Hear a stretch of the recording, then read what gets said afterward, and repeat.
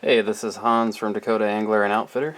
Today we're going to tie what's called a tungsten jig soft spot, a fly that we started buying from Solitude Fly Company and then started using a lot and tying ourselves. It's a really generic nymph in a lot of ways. It's not real complicated to tie, but it's a nice attractor pattern, especially when water temps are pretty cold through the late fall and winter. We got a 400 BK syndicate jig hook and a gold tungsten slotted bead. This is a size 12. You can tie it down to a 16. I got some 16-aught thread. You don't have to go quite that small. You could use 70 denier. And just a lighter colored thread for this fly. And wrap to the back of the hook. And the tail on this fly are partridge. Just take a partridge body feather, Hungarian partridge body feather with some good barring. Strip off a few of the fibers, make sure they're even, and tie them in at the back of the hook so they're about the length of the hook shank and maybe just slightly shorter. Wrap back to the front of the hook. And then I'm going to use some gold French tencel for this fly's ribbing. And then we are going to use some rainbow colored dubbing for the abdomen of this fly. And you can use either the Wapsi Sow Scud rainbow, or you can use the Hairline Rainbow Scud dub. The Rainbow Scud dub from Hairline is a little bit more interesting.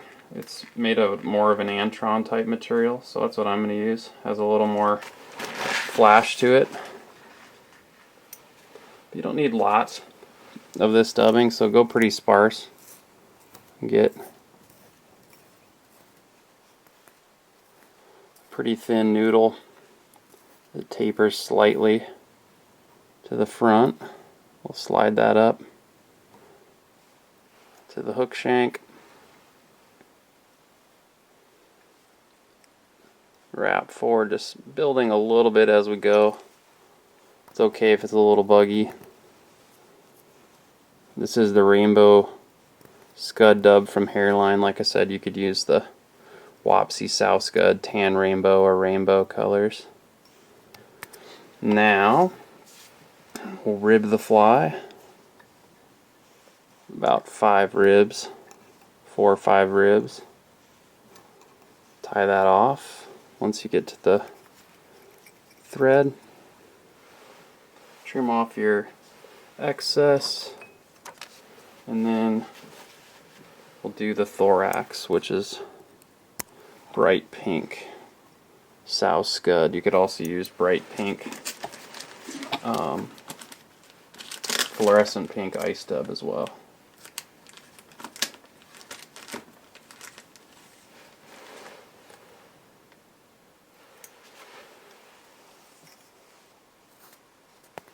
So take your bright pink Sow Scud dubbing, build a nice little noodle of it because you want to build a nice thorax here.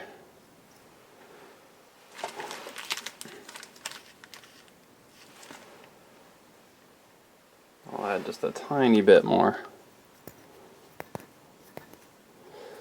Some of these flies sometimes feel like cheating because it's got that almost egg-like pink ball on it, but when the water is really cold throughout the winter time, it seems like those types of flies really get fish to open their mouths. So I just threw in a whip finish. After I've done that, I'll throw in one more.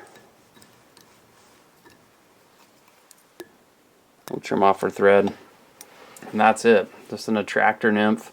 Very simple, but will get you through some of the leaner times of the season when the water temps are cold. It really produces well during those off-season months when, if it's warm enough to get out, you're really itching to go fishing. This is a fly that, even if it's really cold out, will catch some fish. I'm Hans from Dakota Angler and Outfitter, and we just finished tying the tungsten jig soft spot.